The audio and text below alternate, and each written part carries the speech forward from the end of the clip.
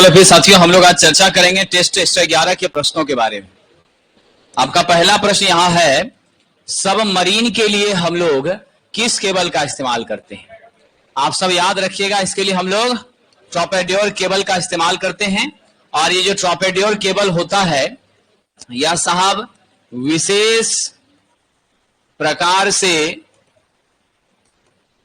Treated PVC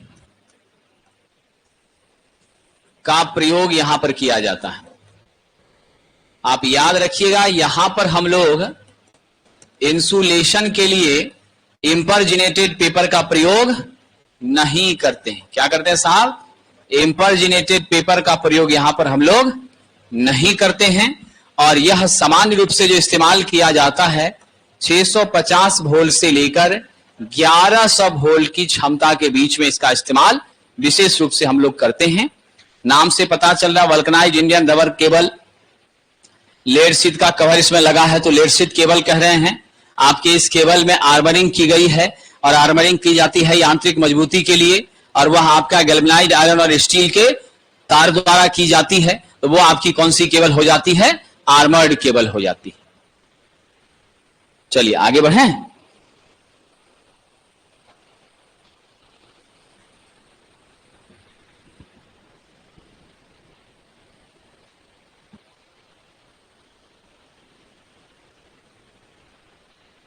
conductors की bundling मुख्य रूप से किस लिए की जाती है? साथियों आप याद रखिएगा, हम लोग जो बंडल कंडक्टर का यूज करते हैं तो हमें क्या क्या फायदा होता है बंडल कंडक्टर का यूज करने से? एक तो सबसे पहली चीज है कि हमारे कोरोना लॉस में भी क्या होती है? कमी आती है। क्या फायदा हो गया? आपका कोरोना लॉसेस भी क्या होता है? इससे कहीं ना कहीं रिड्यूस होता है। मेरा सतह जब चिकना होता है तो उसका ये बेनिफिट होता है, खुरदुरे सतह में कोरोना लॉस भी आपकी क्या होती है? ज्यादा होती है। दूसरे नंबर में आपका फायदा होता है कि मेरे लाइन के प्रेरकत्व में कमी आती है। क्या होता है? लाइन के प्रेरकत्व यानी इंडक्टेंस में क्या होती है? प्रेरकत्व में कमी आती है, कमी आती है। फिर साहब जी आगे बढ़िए। तीसरा फायदा जो हमारा होता है आपका साहब, लाइन की धारिता क्या होती है? बढ़ जाती है, यानी कैपेसिटेंस आपका क्या हो जाता है? बढ़ जाती है। उसके बाद साथियों ध्यान रखिएगा, चौथा फायदा हमारा होता है क्या साहब? रेडियो इंटरफेरेंस में भी कमी आती है। तो इतने सारे फायदे हमें होते हैं। तो यहां पर आपका जो जवाब है दिए गए प्रश्न में सबसे ज्यादा क्या है? प्रतिघात लिखा है, प्रेरकत्व नहीं लिखा है, इसलिए दोनों खत्म हो गया। ये भी बढ़ाने की बात करी तो अनर्थ है। राइट आंसर क्या है? ऑप्शन नंबर डी, रेडियो व्यक्तीकरण, रेडियो इंटरफेरेंस इसको कम करता है, हमारे लाइन पर इसका असर नहीं होने देता है।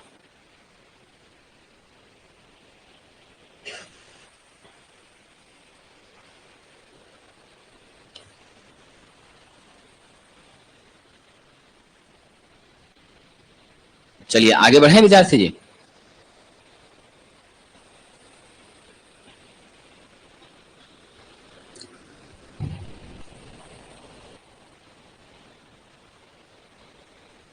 किसी आदर्श ट्रांसफार्मर का वोल्टेज रेगुलेशन, आप सबसे पहले जानते हैं आदर्श ट्रांसफार्मर की एफिशिएंसी क्या होनी चाहिए? 100% होनी चाहिए। साहब इसमें लॉसेस क्या होगा? जीरो। चाहे आपकी फ्रिक्शन लॉस हो, यह भी तो नेचुरली जीरो होती ही है। साहब आपका लीकेज फ्लक्स का मान कितना होना चाहिए?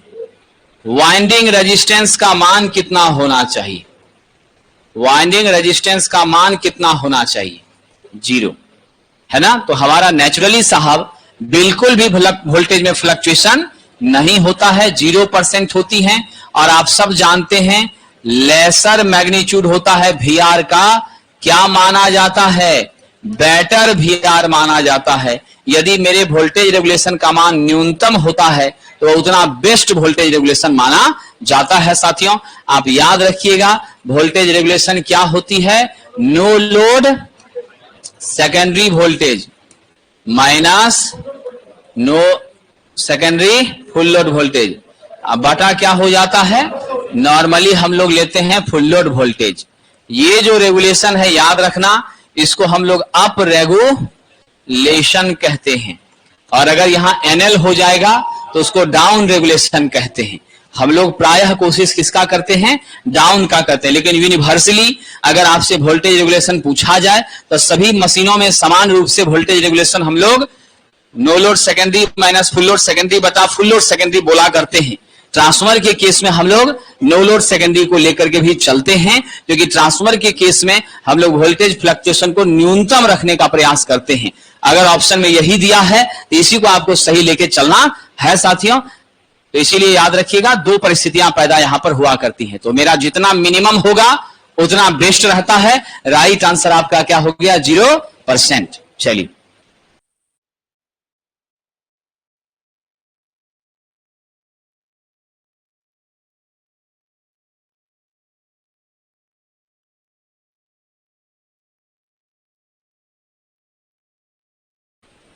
चलिए आगे बढ़ते हैं। कौन सा परिपथ वियोजक सबसे कम आर्क एनर्जी का उत्पादन करता है? यानी साहब जी आप जरा ध्यान रखिएगा, हम सब जानते हैं हमारी जो आर्क है वो कब पैदा होती है, जब आपका संपर्क क्या होता है साथियों, टूट रहा होता है। तो जब आपके कॉन्टैक्ट के बीच का संपर्क ब्रेक होता है तब जाके आपकी क्या होती है, आर्क हमारी उत्पन्न होती है। तो ये आर्क एनर्जी का उत्पादन का मतलब है न्यूनतम आर्क कहां पर हमको मिलता है। तो साथियों दिए गए व्यवस्था में सबसे कम आर्क कहां मिलेगा, एयर ब्लास्ट में हमको मिलेगा, क्योंकि यहां पर एक स्पेशल हमने क्या किया है साहब जी, सिलेंडर का हम यूज करते हैं, जहां पर कि आपकी 30 केजी प्रति सेंटीमीटर स्क्वायर में आपकी प्रेशर में वहां पर हमारी कंप्रेस्ड एयर भरी रहती है। उस एयर के प्रेशर की वजह से आप आर्क को बुझाने का काम करते हैं। और आप सबको मालूम है एयर ब्लास्ट 132 केवी से लेकर 400 केवी तक प्रयोग करते हैं। 7000 के VA 7500 तक हमारा क्या होता है, मोटा मोटी इसका ब्रेकिंग कैपेसिटी 7000 से 7500 के बीच रहा करता है। तो इसकी क्षमता भी क्या है, काफी अधिक है। और इससे ज्यादा क्षमता का कौन होता है, मेरा SF6 होता है। तो कम आर्क हमको कहां मिलती है, एयर ब्लास्ट में ही मिलती है। जैसे जैसे क्वालिटी बढ़ाते जाते हैं आर्क की कमी धीरे धीरे होने लग जाती है। चलिए आगे बढ़ते हैं। वेव वाइंडिंग में सब लोगों को पता है ए का मान 2 के बराबर। ए आपका क्या है साहब, नंबर ऑफ पैरेलल पाथ है। और आप सबको मालूम है वेव वाइंडिंग की और क्या खासियत है, वोल्टेज हमको क्या मिलेगा, ज्यादा, और करंट हमें क्या मिलेगी, कम। और इसी वाइंडिंग को एक और नाम से जानते हैं, किस नाम से, श्रेणी वाइंडिंग के नाम से भी जानते हैं, क्योंकि इसमें सीरीज में पाथ क्या होता है, ज्यादा, पैरेलल में पाथ क्या होते हैं, कम होते हैं।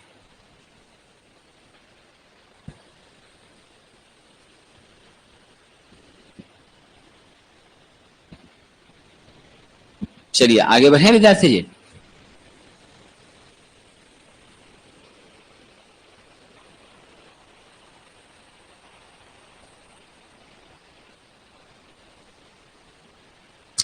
मध्यवर्ती स्विच में डैश होता है साहब, 1 2 3 4 सिरा होता है। हम क्रॉस में भी यूज करते हैं और हम कैसे यूज करते हैं, पैरेलल भी यूज करते हैं।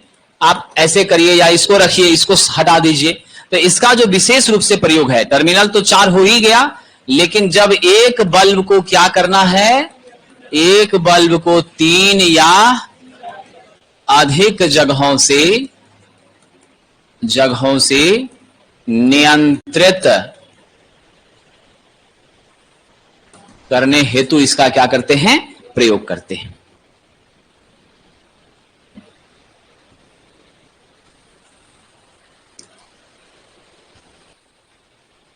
चलिए विद्यार्थी जी, वेव का इस्तेमाल हाई वोल्टेज और लो करंट के लिए करते हैं, याद रखिएगा, ठीक है। और लैप का प्रयोग हाई करंट और लो वोल्टेज के लिए करते हैं। निम्नलिखित में दैनिक उपयोग के उपकरणों में से किसे भू संपर्कन की जरूरत नहीं होती है?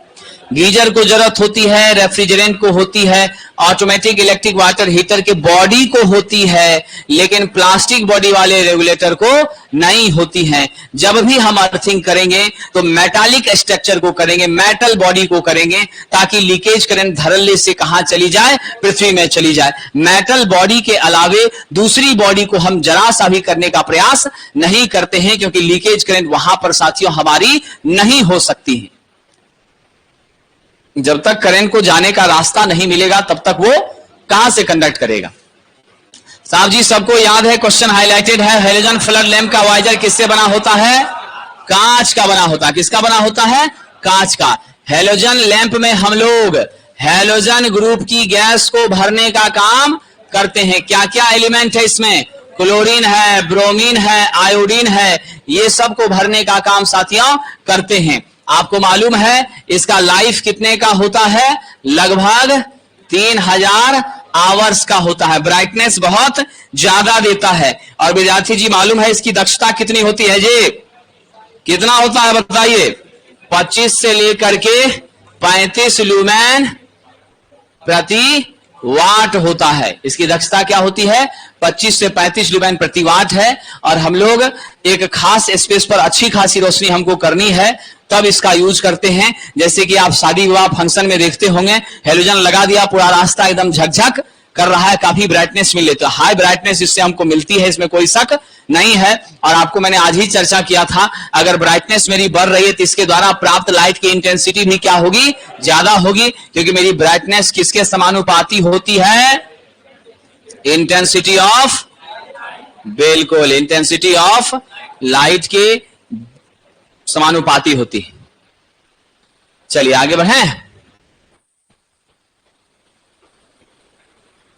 100 खांचों वाली और प्रति खांचा 10 चालक युक्त 10 पोल तरंग लेपित जनरेटर को जब 1200 आरपीएम पर चलाया जाता है तो आपको देख लीजिए साहब जी, जेड के बारे में आप जानते हैं। एस मतलब स्लॉट की संख्या प्रति खांचा चालक, यानी आपका 100 गुना 10 बराबर 1000 हो जाएगा। और पोल मेरे पास कितना है? 10 है। स्पीड मेरे पास है 1200 आरपीएम। मेरे पास फ्लक्स दे दिया है 0.01 वेबर। अब आपसे कह रहा है विद्युत वाहक बल E का मान निकालने के लिए क्या जानते हैं? P5 NZ/60A जानते हैं। आपको दिया है ध्रुव तरंग लेपित है, तरंग लेपित है तो वेव वाइंडिंग है, वेव है तो A का मान 2 हो जाएगा। सारा वैल्यू को रखिए, 10 गुना 0.01 गुना 1200 इंटू आप Z के जगह पर 1000, अब बाय करिए 60 इंटू 2। इसको सॉल्व करते हैं तो कितना आता है विद्यार्थी जी? जब इसको सॉल्व करते हैं तो मेरा मान आता है 1000 वोल्ट आता है। राइट आंसर हम किसको दे देंगे? बी नंबर को दे देंगे।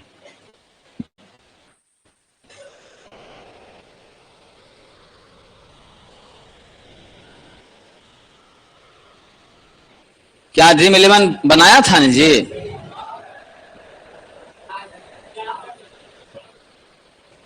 चलिए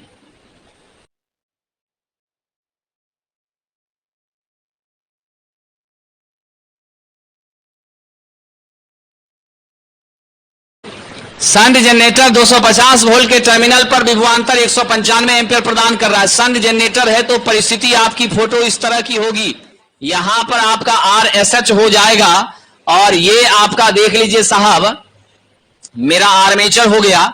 तो साहब जी आपको ध्यान देना है 195 एम्पीयर प्रदान, आर्मेचर प्रतिरोध और शंट का ये दिया हुआ है, विद्युत वाहक बल आपको निकालना है। अब इस परिस्थिति में हम लोग देख लीजिए क्या क्या करेंगे। यहां पर आपको वोल्टेज का मान 250 वोल्ट है, वो टर्मिनल का वोल्टेज है। और क्या दे दिया है? लाइन करंट दे दिया है 195 एम्पीयर दे दिया है। RA का मान है 0.02 ओम और RSH तो ज्यादा होता ही है, 50 ओम दे दिया है। अब हम लोगों को IA निकालना है, तो IA जानते हैं ना, ISH प्लस IL के बराबर हो जाएगा। तो यहां से IA का मान निकालना है तो IL प्लस ISH करना पड़ेगा। IL तो मालूम है, ISH हमको मालूम नहीं है। ISH निकालने के लिए क्या करेंगे, V/RSH करेंगे। V मेरे पास कितना है, 250 है, और मेरे पास साहब RSH क्या है, 50 है। कट के कितना आ गया, 5 एम्पियर आ गया। अब यहां से IA का मान क्या ले लेंगे, 195 IL प्लस 5 बराबर 200 एम्पियर। अब हम लोगों को मालूम है EA का मान क्या होता है, V प्लस IA RA, यही होता है ना विद्यार्थी जी। अब V आपका 250 दे दिया है, IA का मान देख लीजिए कितना हो गया, 200 हो गया, गुना RA कितना है, 0.02 है। तो 0.02 से 200 को गुना करिएगा तो 4 आएगा ना, तो क्या हो जाएगा, 250 प्लस 4 बराबर 254 वोल्ट हो जाएगा। ऑप्शन नंबर सी सही उत्तर हो जाएगा।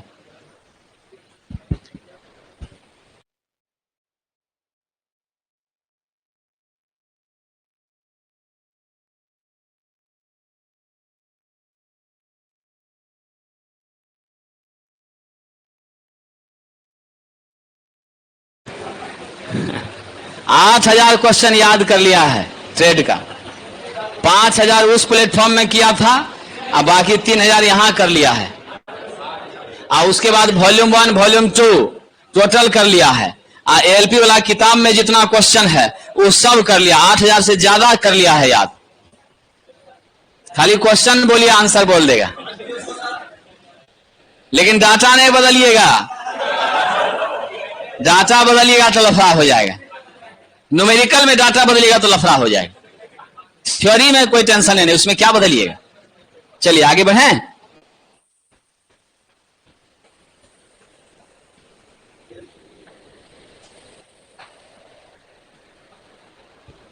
चलिए आगे बढ़ते हैं विद्यार्थी। अगला प्रश्न देखते हैं क्या कह रहा है।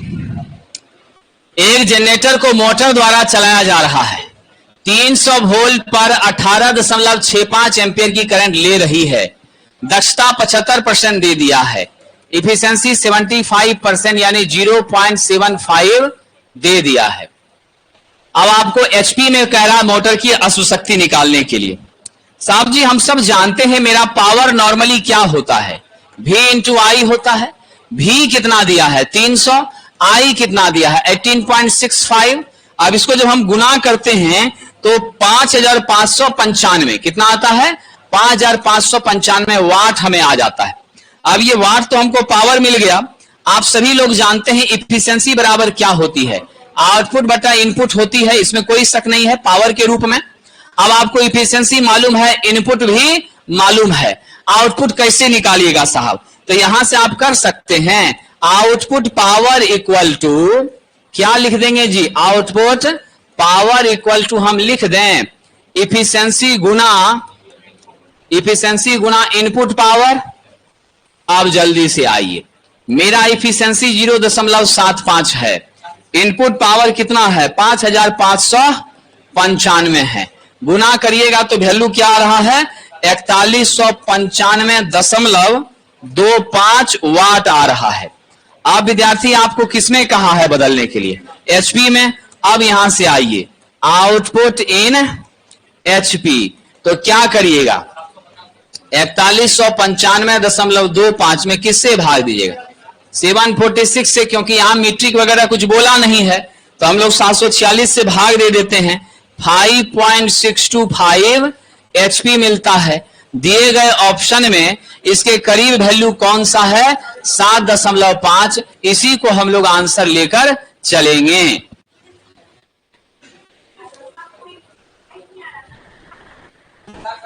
वही ने यहां भी आ रहा है, काहे कंफ्यूजन होगा, क्यों कंफ्यूजन होगा तब, हाँ है कि नहीं, इसलिए परेशान नहीं होना है।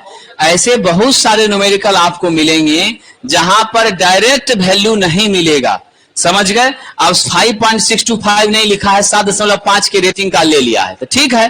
तो हम लोगों को देखना है कि मेरे आउटपुट के करीब, समझ गए, हमको देखना है कि मेरे आउटपुट के करीब कौन वैल्यू मिल रहा है। तो आपका 15 तो सीधे तिगुना हो गया, 10 तो सीधे दुना हो गया, 12 भी दुना से ज्यादा हो गया, तो सबसे नजदीक का वैल्यू कौन है, यही है, इसीलिए इसको टिक लगाएंगे।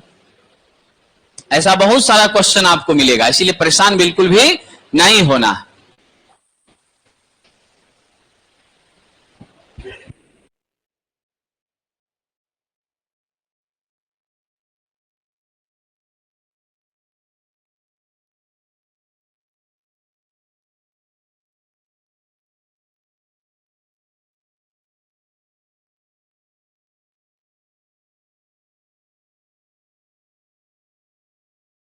तो चलिए, 5 एम्पियर की लाइन धारा लेते समय डीसी श्रेणी मोटर 10 न्यूटन मीटर का टॉर्क दे रहा है। धारा बढ़ा के 10 एम्पियर कर दिए। अब जरा देख लीजिए, कह रहा लीनियर चुंबकीय क्षेत्र है साहब, तो हम लोग सीधे सीधे जानते हैं टॉर्क आई स्क्वायर का समानुपाती हो जाता है ना। तो इसमें गणितीय गणना करने की जरूरत अब है नहीं। जब मेरा साहब 5 है तो 10 न्यूटन मीटर हो रहा है। अगली बार धारा को कितना गुना बढ़ाया आपने, मेरी करंट को कितना किया, 2 गुना किया। 2 गुना किया तब ना 2 गुना 5 बराबर 10 एम्पियर आया। तो जब आप पहले आई है, अब 2i, तो 2i का स्क्वायर 4 होगा ना। तो इसीलिए मेरा टॉर्क अब क्या हो जाएगा, 4 गुना 10 बराबर 40 न्यूटन मीटर हो जाएगा। तो जहां रिलेशन हमको मालूम है, हम करें आई स्क्वायर के समानुपाती मेरा टॉर्क होता है। अगर करंट को 2 गुना बढ़ाएंगे तो मेरी टॉर्क पहले से जितनी है उसका 4 गुना हो जाएगी। पहले से मेरी टॉर्क 10 न्यूटन मीटर है, अब 2 का स्क्वायर 4 गुना करने पर 4 गुना 10 बराबर 40 न्यूटन मीटर हो जाएगी। तो राइट आंसर क्या हो जाएगा, 40।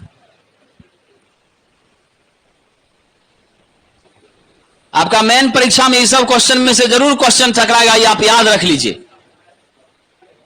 चलिए आगे बढ़ते हैं। डीसी सीरीज मोटर में 220 वोल्ट 40 एम्पियर पर 800 आरपीएम पर चल रही है।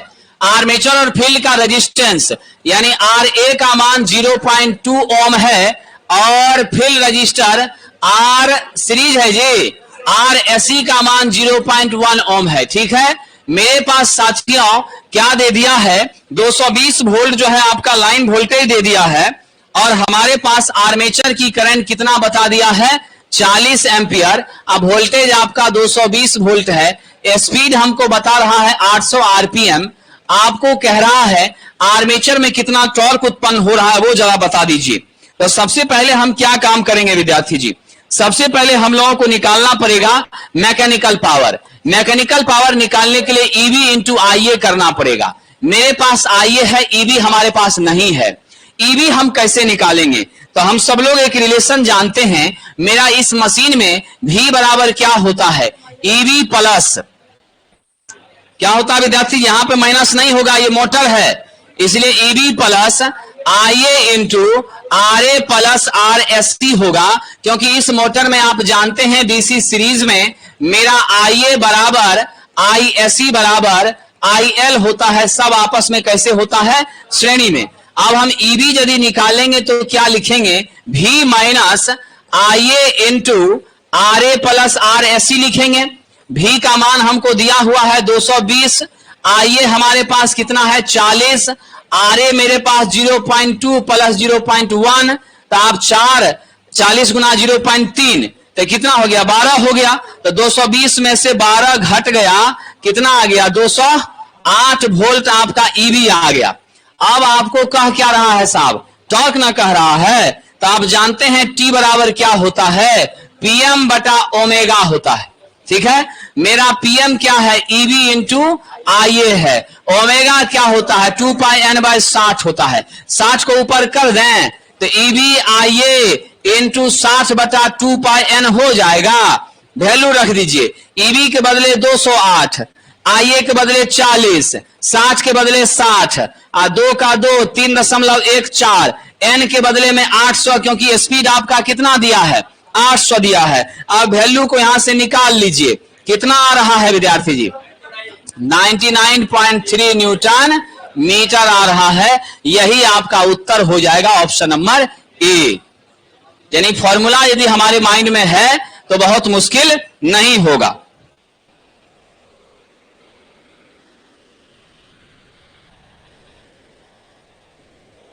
चलिए विद्यार्थी जी तेजी से नोट कर लीजिए।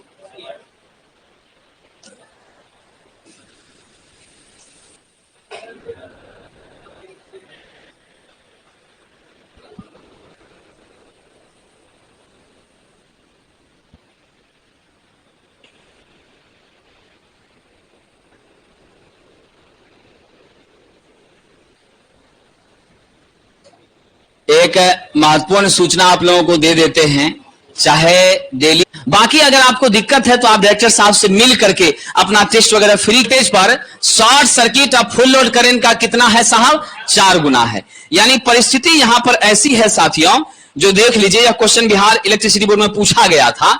ये कह रहा है साहब कि हमारी करंट 4 गुना है, यानी ISC अब बटा IF का मान कितना है, 4 है। उसके बाद कह रहा है फुल लोड टॉर्क के 1/4 पर स्क्वायरल केज मोटर स्टार्ट किया जा रहा है। यानी स्पष्ट रूप से यहां देखिए तो TST/TF कितना है, यानी आपका 1/4 है। ये दो डाटा आपके पास आ गई है। अब आपसे कह रहा मेरा स्लिप कितना है विद्यार्थी जी, तो स्लिप मेरा साहब 0.03। 3% को कैसे लिखेंगे, स्लिप बराबर 0.03 लिखेंगे, 3/100 करेंगे। अब हम एक छोटा सा रिलेशन से यहां निकालते हैं, TST/TF क्या हो जाएगा साहब जी, K स्क्वायर इंटू ISC/IF क्या हो जाएगा, ISC/IF हो जाएगा, इसका स्क्वायर इंटू स्लिप हो जाएगा। अब हम लोगों को K स्क्वायर निकालना है ना विद्यार्थी जी, तो हम यहां डायरेक्ट वैल्यू 1/4 रख दें, यहां K स्क्वायर कर दें, यहां 4 लिख दें, यहां पर 0.03 कर दें। अब यहां से आइए K स्क्वायर बराबर क्या करिएगा, 4 आपका वहां आगे चला जाएगा, तो मेरा मान क्या हो जाएगा, 1/4 का स्क्वायर 8, 8 4 चौका 16, 16 चौका 64, तो नीचे हो जाएगा 64, गुना आपका क्या हो जाएगा 0.03। अब इसको सिंप्लीफाई करते हैं तो मान आ जाता है 0.722, परसेंटेज करिएगा 100 से गुना करके 72.2% मिल जाएगा। मोटा मोटी क्या ले लीजिए, 72%। अब यहां भी विद्यार्थी जी 72.2 खोजिएगा तो फिर आपको आंसर छोड़ना पड़ेगा, समझ गई बच्ची, 72.2 खोजेगी तो क्वेश्चन छोड़ना पड़ेगा, 1 नंबर चला जाएगा। इसलिए क्या करना है, 72 को लेके हमको आगे बढ़ जाना। आज लगता है न्यूमेरिकली ज्यादा पकड़ा गया नहीं जी, तब ना माथा गर्म हो गया है कि नहीं, हाँ, इसीलिए तो विद्यार्थी को 2 बार जाना पड़ा बाहर। चलिए आगे बढ़े। क्या एक्टर साहब कोई दिक्कत है जी, अच्छा न्यूमेरिकल में थोड़ा दिक्कत होता है, इसलिए थोड़ा गौर से देखता है। आप कुछ भार के साथ प्रदर्शन के लिए 240 वोल्ट 50 हर्ज 5 एम्पियर 750 रिवॉल्यूशन प्रति किलोवाट आवर के ऊर्जा मीटर का क्या कर रहे हैं, परीक्षण कर रहे हैं। क्या कर रहे हैं, परीक्षण कर रहे हैं। जब डिस्क 10 मिनट में 100 चक्कर घूमता है तो कितना ऊर्जा साथियों यह ले सकता है। अब जरा आइए, यह भी क्वेश्चन लॉजिकल क्वेश्चन है, ड्रीम 11 साहब इसको भी याद कर चुके होंगे। अब कह रहा आपको 750, देख लीजिए साहब, कह रहा कि 750 चक्कर, देखिए क्या लिखा है, 750 रिवॉल्यूशन प्रति किलोवाट आवर, यानी 750 बार घूमता है तो 1 kWh देता है। तो 750 चक्कर में आपका कितना हो रहा है, 1 kWh हो रहा है।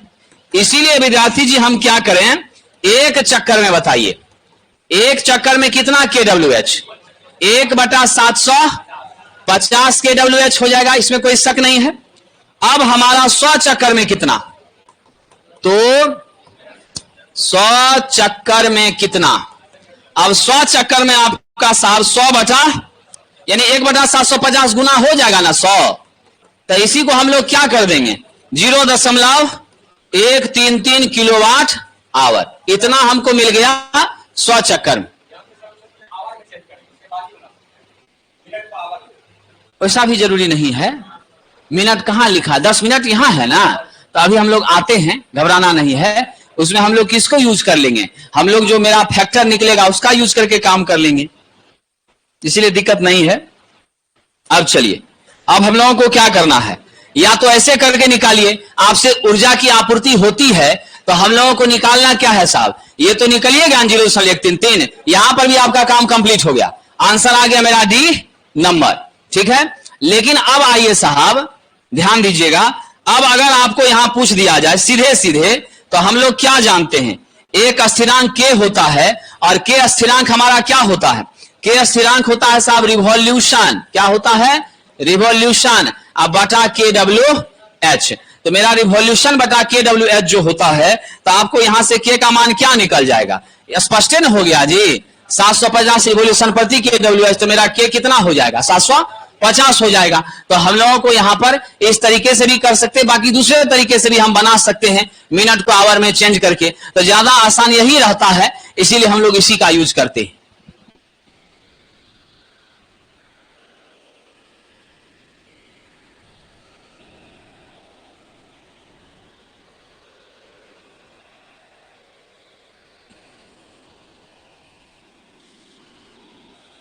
चलिए अगला प्रश्न देखते हैं, आगे बढ़ जाएं। 6 पोल है, स्टेटर का फ्रीक्वेंसी मेरा कितना है साहब जी, सप्लाई फ्रीक्वेंसी आपका कितना दिया है, 50 हर्ट्ज दिया है। FR कितना दिया है, 2 हर्ट्ज दिया है।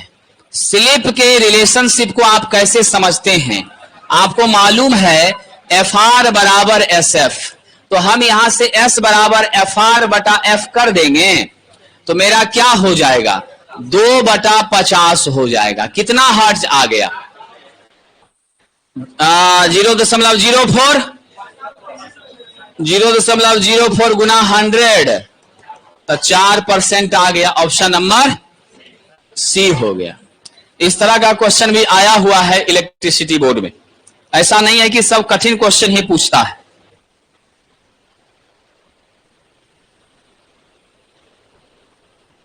चलिए विद्यार्थी जी आगे बढ़ें। ये सब क्वेश्चन तो दीपक जी, ये सब तो बन जाता होगा, ये सब क्वेश्चन क्या जी, हमारे कोई दिक्कत तो नहीं होता इस सब में। चलिए ठीक है, काहे कि सब पुराना विद्यार्थी सब क्वेश्चन प्रैक्टिस कर चुका है। 20 किलोवाट 4 पोल 400 वोल्ट 60 हर्ट्ज 3 फेज 1728 आरपीएम के प्रेरण मोटर को 400 वोल्ट 50 हर्ट्ज की सप्लाई पर चलाया जा रहा है, तो क्या परिस्थिति होगी। यानी फ्रीक्वेंसी को हम चेंज कर रहे हैं। आप जानते हैं साहब, मेरा NS किसके समानुपाती, फ्रीक्वेंसी के समानुपाती। अब मेरा फ्रीक्वेंसी घटेगा तो NS घटेगा। आप यहां से क्या लिख सकते हैं, NS1 बाय NS2 बराबर F1 बाय F2 आप करिएगा, नेचुरली आप करिएगा। अब आपका सिचुएशन देखिए क्या दे दिया, NS1 हमारा 1728 आरपीएम ये बोल रहा है, ठीक है, मोटा मोटी बोल रहा है। तो अब हमारा NS1 को यदि हम 1728 मान लेते हैं, तो मेरा फ्रीक्वेंसी पहला था 60 हर्ट्ज, अब वाला कितना है, 50 हर्ट्ज है। तो नेचुरली मेरा फ्रीक्वेंसी घटा है, तो स्पीड भी घट ही जाएगा। ऐसे भी आप NS निकालते हैं, तो 120 गुना 60 बटा पोल है 4, तो ये कितना देता है, 1800 आरपीएम देता है, ठीक है। और अगर आप इसी को क्या करते हैं, NS बराबर 120 गुना 50, 120 गुना 50 अब बटा आप 4 करते हैं, तो 1500 देता है। तो इससे मेरा स्पीड कम हुआ कि नहीं हुआ, ठीक है। इस तरीके से भी 1500 कम हुआ, जो कि मेरे 1728 से क्या दे रहा है, कम गति दे रहा है। ऐसे भी लॉजिक से आप कर लीजिएगा। बाकी आप वैल्यू पुट कर लीजिए, यहां 1728 लिख दीजिए, NS2 निकाल लीजिए, तभी जो वैल्यू आएगा वह भी आपका क्या हो जाएगा, नेचुरली मेरा 1728 से कम चलेगी नहीं, गलत बात है, जल जाएगी, गलत बात है, 1728 से ज्यादा देगी, गलत बात है, मेरा नेचुरली क्या हो जाएगा, कम पर चलेगी। तो ऐसे क्वेश्चन में कलम भी नहीं उठाना है, देख लीजिएगा सब कुछ डाटा सेम है, फ्रीक्वेंसी कम हो रहा है, तो जो स्पीड दिया उससे हमेशा कम ही होगा, क्योंकि फ्रीक्वेंसी के घटने से स्पीड घट जाती है। अब बाकी आप यूज कर सकते थे फॉर्मूला, NS2 बराबर क्या करते, NS1 गुना F2 आप बटा F1 कर लेते साहब, तब भी आपका वैल्यू कम ही निकलेगा।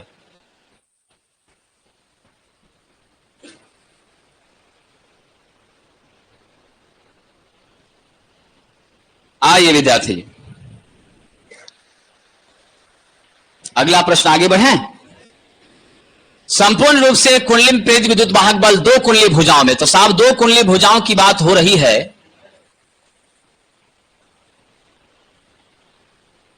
तो क्या हो जाएगा, स्वाभाविक सी बात है, दोनों आपस में जुट जाएगा। तो E प्लस E बराबर 2E। ये कह रहा है हमारे क्वाइल में जितनी भी हम कुंडलियां लपेट रहे हैं, ध्यान दीजिएगा, इसी पर ध्यान दीजिए। हमारा एक्टिव साइड ये हुआ, एक्टिव साइड ये हुआ, इसमें ईएमएफ उत्पन्न हुआ, इसमें ई हुआ, फिर अगला लपेटिएगा, उसमें भी ई, उसमें भी ई। हम जितने भी एक्टिव साइड्स की स्ट्रक्चर बनाते हैं और ईएमएफ उत्पन्न होता है, तो नेट ईएमएफ टोटल हमको कैसे मिलता है? क्या वह दोनों के बराबरी मिलता है? क्या वह दोनों के सम के बराबर होता है? क्या दोनों के गुणनफल के बराबर होता है? क्या यह एक दूसरे के डिफरेंस के बराबर होता है? तो डिफरेंस के बराबर तो होता नहीं है, मेरी क्या हो जाएगी? जुड़ती चली जाएगी, योग हो जाएगी, गुणनफल भी कभी नहीं होती है। इसीलिए हमने आपको यह एग्जांपल देकर बताया कि यह ई और यह ई प्लस माइनस क्या हो जाएगा? जुड़ जाएगा। इसीलिए हम जवाब क्या देंगे? दोनों एक्टिव भुजाओं में जो हमारी उत्पन्न होती है ईएमएफ, एक दूसरे का क्या होती है? योग होती है, और वही योग हमको आउटपुट में साथियों प्राप्त होती है।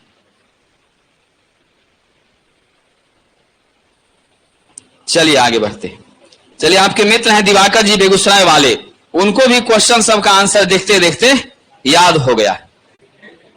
वो ड्रीम 11 साहब को कड़ी टक्कर देने का प्रयास कर रहे हैं, वो भी बेगूसराय के ही हैं।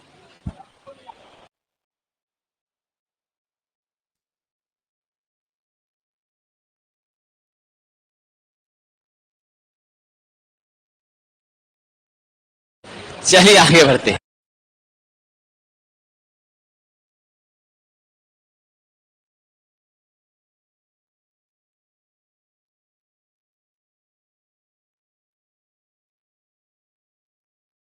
आइए आगे बढ़ते। 5000 किलोवाट की शक्ति 11 केवी के स्थान पर 220 केवी पर भेजी जाए तो विद्युत धारा के मान में कितनी कमी होगी साहब? चलिए जरा देख लेते हैं, मेरे धारा के मान में कितनी कमी होगी। सबसे पहले आपको पावर दे दिया, VI का मान कितना? 5000 किलो वाट दे दिया। लॉजिकल क्वेश्चन है। अब आपका वोल्टेज कितना कहा है? 11 केवी पर हम लोग कर रहे थे, बाद में ना 220 करेंगे, तो अब हमारा आई कितना हो गया? P बटा V। अब जरा सा बताइए, 5000 किलो है तो इसलिए गुना नहीं करते हैं 10 की पावर 3 से, नीचे 11 रख देते हैं। अब मेरा करंट कितना आ जाएगा? जल्दी बताइए। 454.54 एम्पियर आ जाएगा। लेकिन यहां किलो था, दोनों खत्म हो गया, कोई मामला नहीं रहा। अब दूसरे नंबर पर क्या कह रहा है? जब आप 220 वोल्ट पे ट्रांसमिशन कर रहे हैं, 220 केवी पर, तब करंट बताइए। तब आई बराबर फिर क्या कीजिएगा? P by V। अब P तो मेरा 5000 है, लेकिन मेरा वोल्टेज अब मेरा 220 हो गया, तो 5000 बटा 220 करिएगा तो 22.73 एम्पियर आ रहा है। तो मामला अब तो आपका कम हो गया। अब कह रहा है परसेंटेज धारा में कमी। तो परसेंटेज धारा में कमी कैसे निकालेंगे? पहले की धारा 454.54 माइनस अभी की धारा 22.73, अब बटा हमारे पहले की धारा 454.54, गुना कर दीजिए 100, सिंप्लीफाई करिएगा, कितना आता है? 95% आता है। ऑप्शन नंबर बी हो जाएगा। क्वेश्चन आसान है, बस लॉजिक है इसके अंदर। इन सभी क्वेश्चन को आप लोग जरूर कमांड करिएगा विद्यार्थी जी।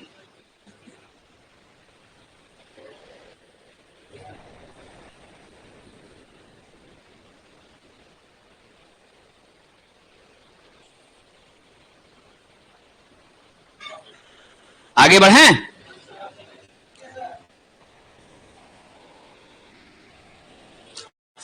सौ किलोमीटर लंबी संचरण विद्युत लाइन हेतु प्रति फेज विद्युत लाइन का प्रेरकत्व यानी इंडक्टेंस का मान 1.9 मिली हेनरी है। यानी आप इसे क्या कहिएगा साहब? 1.9 गुना 10 के पावर -3 हेनरी है। मेरा कैपेसिटेंस कितना दिया है? 14.2 नैनो फेराड है, यानी 14.2 गुना 10 के पावर -9 फेराड है। ठीक है। अब जरा आइए, आपसे कह रहा है साथियों, सर्ज इंपीडेंस Z का मान आप क्या जानते हैं? L/C जानते हैं। अंडर रूट मान रख दीजिए 1.9 गुना 10 के पावर -3, अब बटा क्या हो जाएगा? 14.2 गुना 10 के पावर -9। सिंप्लीफाई करते हैं, कितना आता है जी? 360। इसका मान आता है 365.5 7 आता है ओम में। कितना आता है? 365.7 के आसपास आता है। तो इसके करीब वैल्यू कौन सा है? 364.6 है। इसी को हम लोग आंसर ले लेंगे साथियों। तो आज के लिए यही हम लोग रुकते हैं। अब कंप्यूटर के प्रश्नों को आप लोग देखिए, उसका टेस्ट दीजिए। बहुत बहुत धन्यवाद।